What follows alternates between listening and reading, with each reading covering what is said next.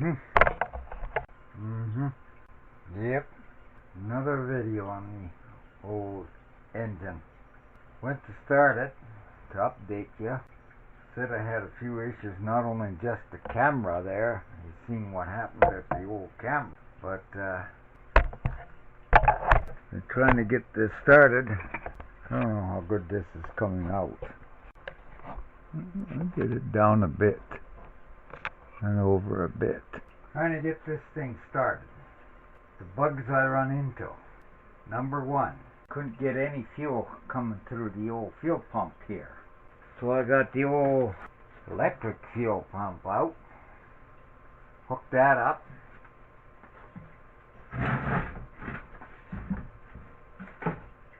Got my fuel going through there. Because if you recall in the last video, I did crack this open and we had nothing coming here. So that's why I got the electric pump out. Got our fuel in, hit the starter, she fired right up. But gas, it ran for about 2 seconds, and before I could grab the timing light, started pouring gas out of the old carburetor here. Needle and seat. So I had to take the top off the carburetor here, clean the needle and seat. Then I got thinking, well, now that I got the fuel all primed, that bowl full on this here, I probably got too much pressure with the electric pump. We still don't know if that pump is still working or not. So I took it down, switched it around, went to start it, got a buzzing sound out of the starter. It wouldn't engage. So here we go again. Back to the old starter. A couple of things I should have done the first place, and I didn't. I'm paying the price for it now. We all make mistakes, even myself. Yeah. Well, such is life.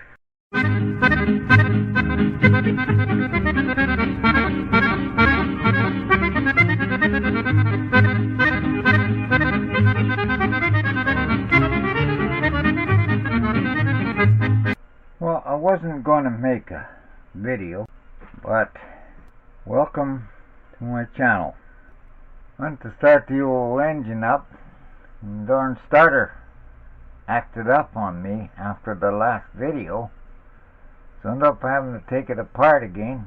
Found a couple of issues, so we're gonna redo it again. And I thought, well, okay, well, I gotta redo this. There's a few other things I want to check out here, because I did have a buzzing sound to it when I went to restart it. By the way, for your information, the old engine did start, but I didn't get it to run long enough to set the old timing on it with the timing light, because the starter gave, like I said, started giving me a buzzing sound. So tore it apart to find out why is it giving the buzzing sound. I found out a couple of things so far to this point. Number one, I put a little too much oil in this, so it kind of spread onto the brushes. Number two, I had a little few copper filings showing up in our armature here. Third thing, we don't know what the contacts are like in here. So we're going to take this apart and look at the inside of this. And pretty well all GM starters are the same here. So also, we'll be trying to clean up and make better contacts on our brushes. I don't know if you can see that. We're going to try to get that apart so I can clean these contacts and make a better contact on them. That being said, we got to disconnect all the bolts here. I started here when I thought, while I was doing this, well, I may supposed to make a video out of this. because I think maybe some of you would like to know what an inside looks like, especially in the solenoid portion of it as starter. So grab the old camera and set it up here. And before we can take this cap off, we have to get all these bolts off. Or I should say, all these nuts have to come off. So we'll quickly spin them all off.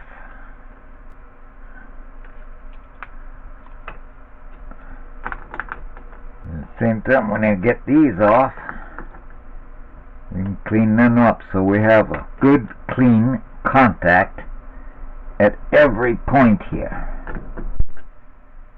I failed to show you in the very beginning how bad this starter was. In all my years of doing starters, and the jobs I've had were then I was rebuilding starters, alternators, generators, and everything. Never seen one in as bad shape as this one was in. I know what most of you are saying, and as I said in my earlier video, yeah, it's cheaper to go just buy a new starter and be done with it. And you may be asking, why don't I just do that?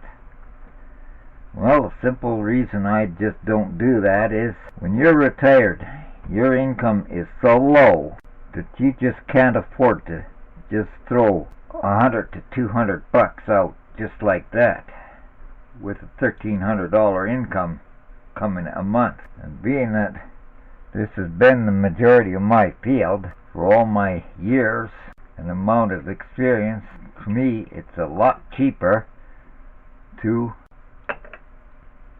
In which case, now you can see, and I will explain a little bit what really happens. As you can see, we have 1 wire, 2 wires, 3 wires, 4 wires in total on the old solenoid. The thin one here, now this is your positive for the winding of the actual solenoid to the ground. This is an ignition source, so it feeds back to your ignition. So basically, what General GM does, unlike there, is most of your ignition system comes after the main wire applying the power to this little plate right here, picking up off that plate. If you've seen, this sits here, going out there. So this goes to your ignition switch. Okay, you have a spring here. This is what pushes this little plate back and forth. Now we're going to just move this wire aside, and I'll pull this plate out here, because this is our plunger. If we look at the back side of this plunger, we see a little rust spot there.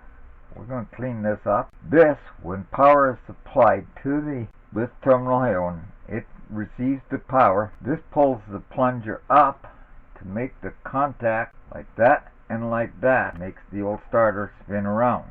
When the flywheel kicks that or the engine starts and kicks that bendix down here, and you let go of the power, or dropping the power off here, then this spring pushes this back off, breaking the contact between these two terminals. That's why this is your main battery feed. Now if you look at the back side, you can see the slight arcing took place for when it makes its initial contact like that. See the same thing on this terminal here. There you go. There's your evidence. One little dot right there. So we're going to clean these up, shine it up so it's nice and clean. We're going to clean this little copper plate here so it's nice and clean again. As you can see, there's a lot of corrosion on that contact, which is part of the reason why we could be getting just a buzzing sound when we apply it, because I never touched this, and I should have right off the bat. So that's the goal today. We're going to clean this all up. We're going to try to get these broke free. I better turn the camera just a little bit here so you can see what I'm talking of. Maybe if I lift this up and move it just a bit here. We're going to try to get these broke free also, so that cleaned that terminal of the side of the brush, this little wire here, so that they have a good clean contact. Any corrosion or resistance, you have to remember Ohm's law, E equals I times R, which means if there's any more resistance here, you're going to change the current status on there. And if you remember back in the video, the last video when I spun that over, set the distributor, I mentioned that she's pretty tight and cranky. Well, if you remember, I got about 2 times the cranking for setting that distributor in. Therefore, it made me think drawing a lot more current than it should be for a starter. The average starter draws about 125 amps. Another factor that increases the current draw on a starter is our rear bearing right there. That bearing gets worn, then your armature starts doing this, up goes the current. Ohm's law. So let's get back to this and start getting our terminals nice and clean. I think this bolt should come out. Oh yeah, she's full of corrosion. Oh yeah, we have a little tab on the back side of it that holds it in place. Okay, that's not a problem. So we gotta lift this tab up so we can get that bolt out, because as I was saying, we got to reduce that current draw. That should explain a little bit more about Ohm's law. E, it stands for your voltage. Voltage is your pressure. I stands for your current. Okay, that being said, when you look at this terminal, the back side, we see corrosion on this terminal. Up goes the final part of Ohm's law, resistance. That's what the R stands, and that's your little omega emblem. Current is what flows. Electricity is just like water. It'll take the shortest path. That's my best way of describing it so that you remember Ohm's law. So, in other words, 1 ohm to 1 amp of resistance equals 1 volt pressure. Okay, so we've got a little emery cloth here. We're going to start with the main terminal here. You don't want this 100% flat either. Whoa! Okay, where did that fly to? Well, looks like it's got a mind of its own. Where did it go? But where did it land? My good, can't be that far away. Where's my flashlight? New LED seems to help assist in finding. I know they're out to ban LED headlights in vehicles, and I'm all for that. They totally blind you. I have an 87 Crown Victoria, and you're way down low. All the darn vehicles are making them higher up, and the headlights, especially on the truck, Ford and Dodge are the worst with LED light. I'm going to give you an example right here of why I am so frustrated and mad about it. I personally have quit driving at nighttime for that very reason. You're down here in the old cars. Now, back in the 60s, we had a limit when we built dune buggies, etc., or a buggy of any kind, and for headlights had to be 34.5 inches from the ground. What have happened to that? That law has been thrown out the door. The new law states 50 some odd inches. So here you are, an old vehicle, it's approximately the 30-inch mark, 30 to 34 inch from the ground. Here's these trucks, LED light. Yeah, where's it shining? Yeah, you got it. You see my point? Blind ya. I can't see where the damn road is. I've just about had 4 accidents from that very reason. Now, I have a question. Where is the safety? They holler about seat belts being a safe issue. They're nothing compared to LED headlights. So I'm all in favor of getting them banned. I will not buy a new vehicle for that reason as well. Worst thing that ever has done there. This is a place where it is to the benefit, because that is much handier there. So there's places where LED lights can work, but definitely not as headlights in a vehicle. Go back to the quartz iodine light. That's my beef on headlights and why they are a danger. Just thinking of the danger and mentioning danger. Thought of Kenny Loggins' song, Danger, from there. Highway to Danger. Yeah, that's about the size of it, too. Highway to the Danger Zone. Yeah, that's a danger zone. I think that was the name of the song. I wonder what Kenny Loggins is doing these days. Oh boy, corrosion on that terminal, too. Wow, we're gonna clean that up, too. All this adds up to why I was getting that buzzing sound. Okay, we gotta get a little more splatter here. Oh. There's another task I got upcoming. My compressor back there. Bearing let go on it. So I'll have to get a new bearing on before I can get my compressor back in operation mode. Again, when you got only $1,300 a month coming in, you don't get very far. That's why the majority of my videos, you see why there's so many parts of them. Because I can only do things as I get the money. An example was that shed. And it was the actual time for me to get to it, and I still haven't finished it because I'm still saving up money to get the balance of the shingles needed, as well as some more siding. I have been working on a deadbolt door lock that I found in my collection, but I'm missing the cylinder for it. There's the door lock right there, and it had the key, so this is what I've been trying to build me a cylinder for it. And I went online looking for a cylinder. I couldn't believe that you can get a cylinder for a passage lock, no problem.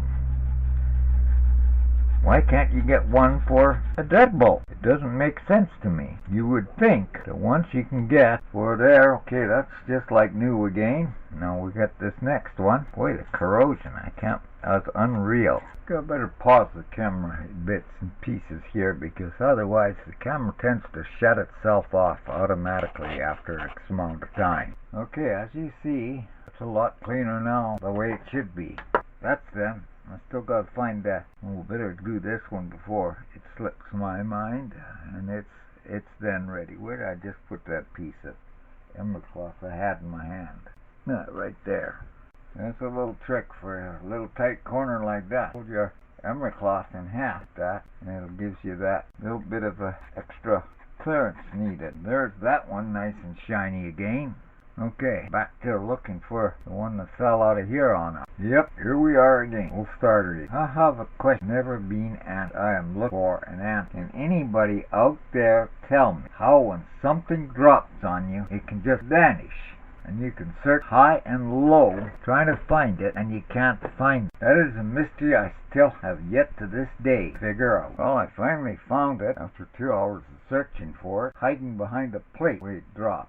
So now this, go back in here, take our little tabs here, don't need all those pliers, tab back down, see where I'm at, help, there we are, squeeze down, one, and which one was the other issue I ran into when I fired that thing up, fuel pump issues.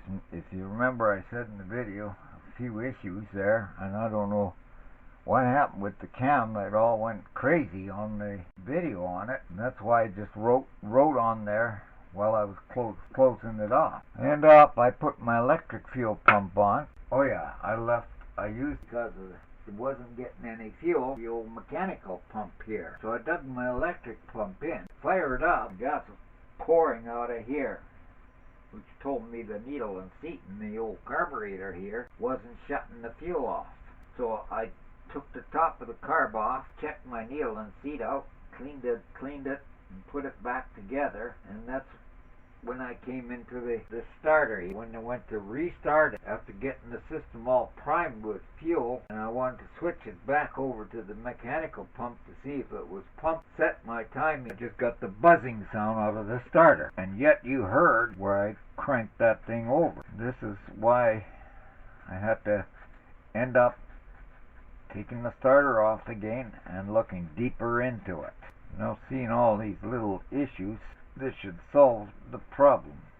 There's one thing I didn't do on the old armature here that I think I should have also done, and that's to take and clean these little grooves out here, because that's how I was trained, to clean these grooves out here, just a hair. a little bit pitted, but I have seen a lot worse than this. Okay, same thing with this. Put that in. And we take our tab. Same thing, we squeeze that tab down. So this is what holds these two bolts in place to put the old cover on.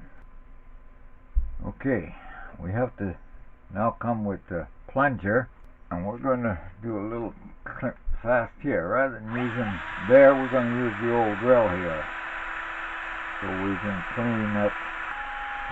I want to get every bit of corrosion off. That's working pretty good. The reason I'm using the wire brush here, so you can get into the corners better than with the old emery cloth. We're going to finish it with the old emery cloth. And you can see we're getting the copper showing again. Don't know how well that'll show on camera, but you get the idea. You don't want no resistance there. Plus any burrs in the past, you're kind of removing any burrs from arcing. My son went to fishing to Babine Lake, and that was my goal, to have this whole everything done. I was going to join him this weekend. Unfortunately, that didn't happen. And that was getting this engine back together, back in the boat, till I came across the issues in the boat when inspecting the boat there. I kind of put that on hold. I have the video posted on that too, of the issues that I found with the old boat. Much more shinier. And we feel much more freer movement there already. Okay, clean any corrosion off of here.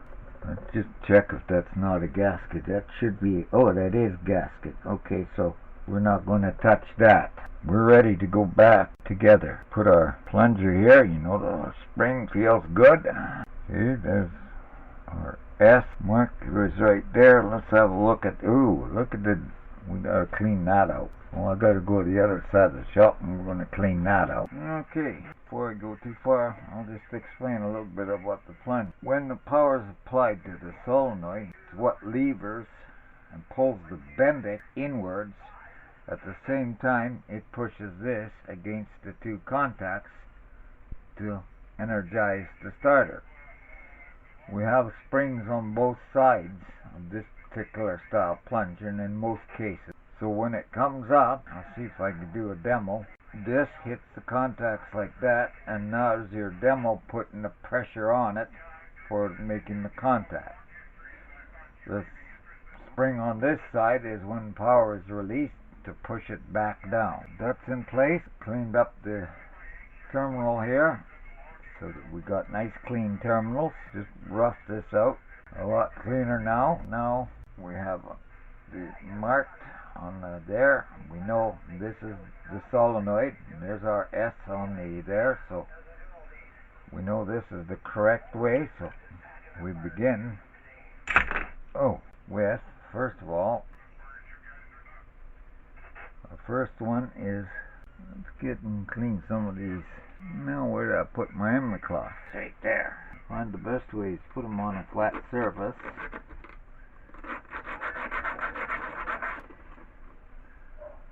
That's one. Shiny on both ends again. Where did I put? Oh, there. First one goes on. Oh, so that's an in-between size. Okay. We have a little tab here. Now for the second stage of this little tab, flatten it down because it holds it, I see, holds it into position. Okay. Well, that's in place now. Little tab here, I can use it for two purposes. One, folded it over to hold this in so it wouldn't drop the nut, and once it was in, finger tight, put the tab back down until it's stop it from missing this, shifting and missing that. Next one, now we can go ahead and line this up.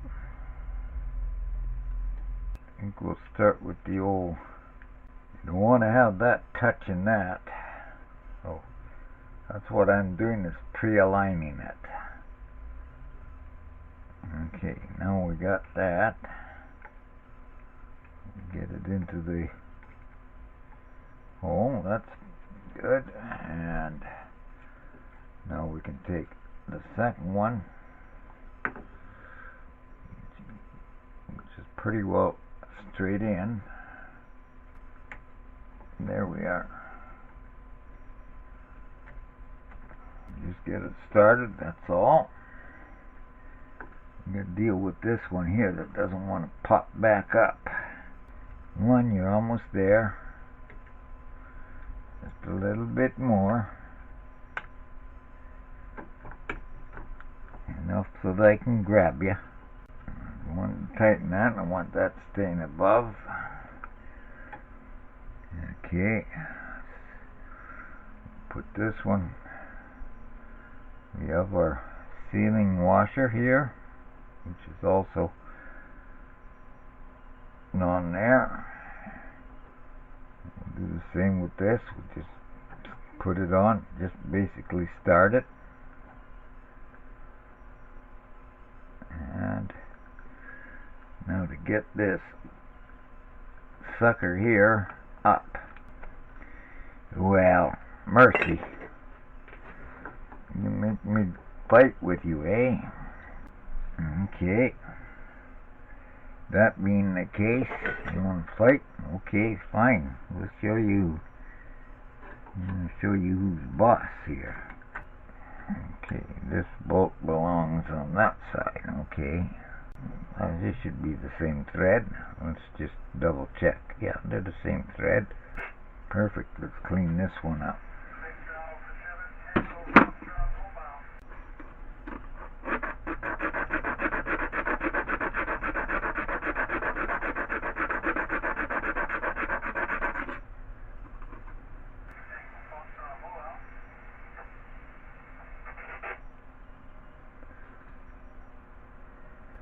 Okay, we'll just put that finger tight for now. I knew there was a washer, a fiber washer here. I'm trying to find where it is. You need to get a fiber washer onto this one. I just had it in my, oh, it's still on this. Not, that's great, perfect. So let's get this changed over.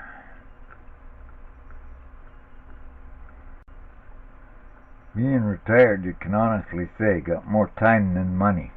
So one can afford to do this when one has the knowledge to do it. Okay, we'll just start that one, clean that one up.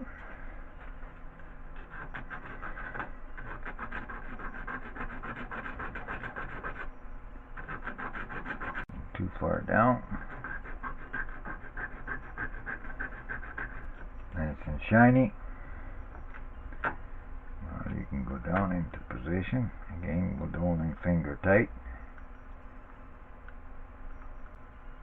Our two mounting bolts. We'll tighten this all together. We'll put them in place now.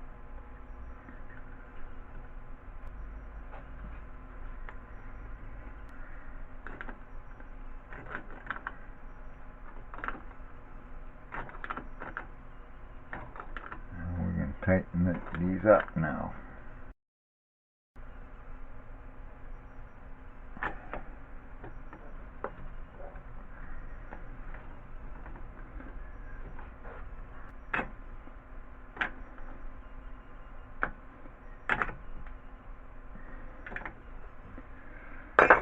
Okay, now we're going to tighten these two up. I'm using metric wrench in place of the standard, and that's a 6mm, because I can't find my standard one, but That's your difference in the gain, your standard versus your metric. Okay, now we're going to shine these two up.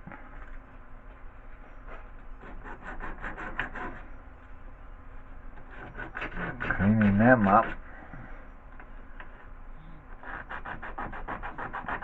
So when you put the battery wire on this one, you got a good contact, clean contact, not dirty like it was.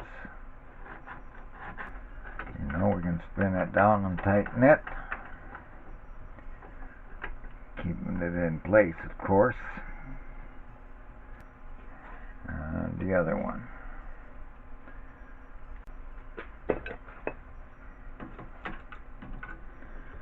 It's a fits-all wrench, is what I'm using here. Snug but not over tight.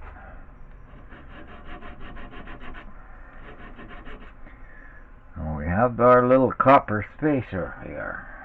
So we're going to, same thing with, I'm more concerned on the ends here.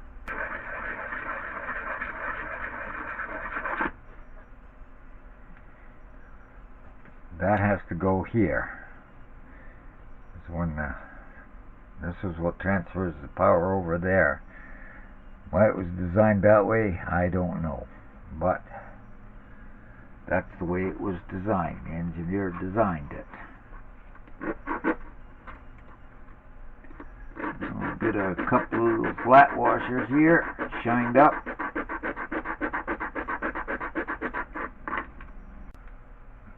Actually, they're lock washers. You never know because they're so minor, but they're enough to give you a good clean contact.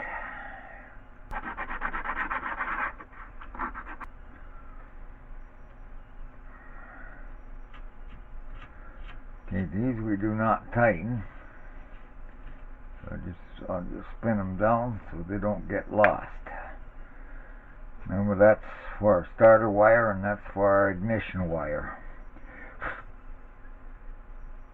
Okay, moving on. I'm just gonna, remember I mentioned about in between there, so we're gonna check this, and it feels okay, these ones.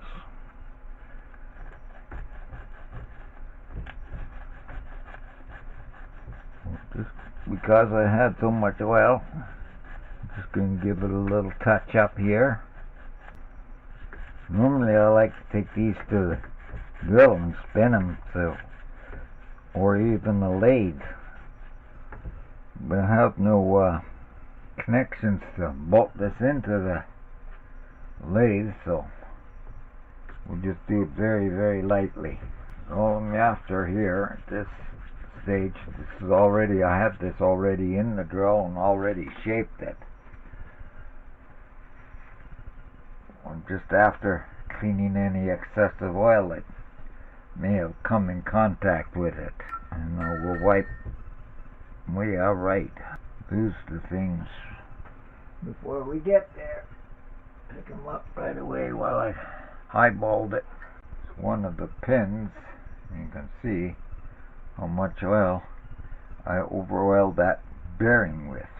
Okay, now that this is apart, if you remember my last video that I did when I was rebuilding this starter, said it was the issue that I ran into with the brushes. Oh, before we get to that point, right, almost forgot about the brushes. Yes, that's our next level. Clean a little open space here. We're going to check this bearing out. A little bit of a play in that bearing, but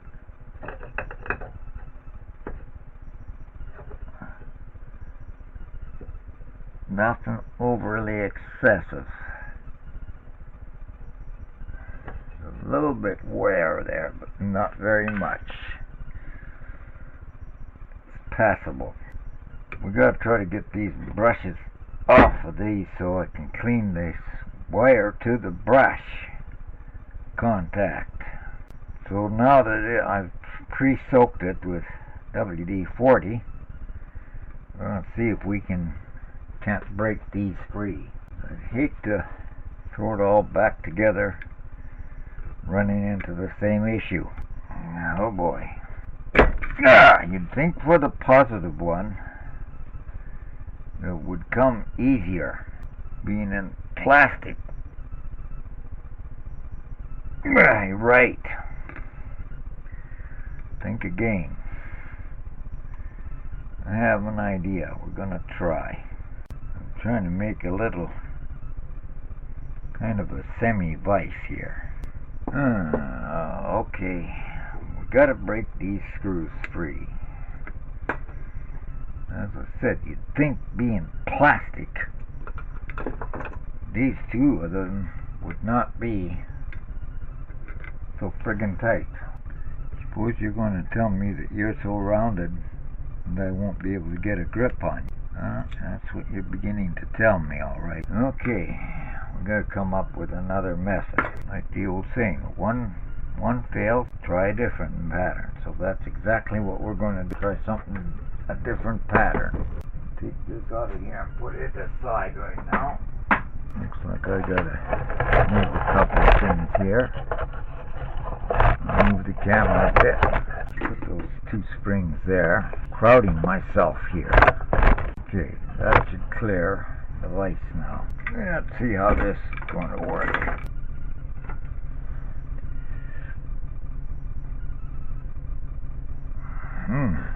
Oh boy.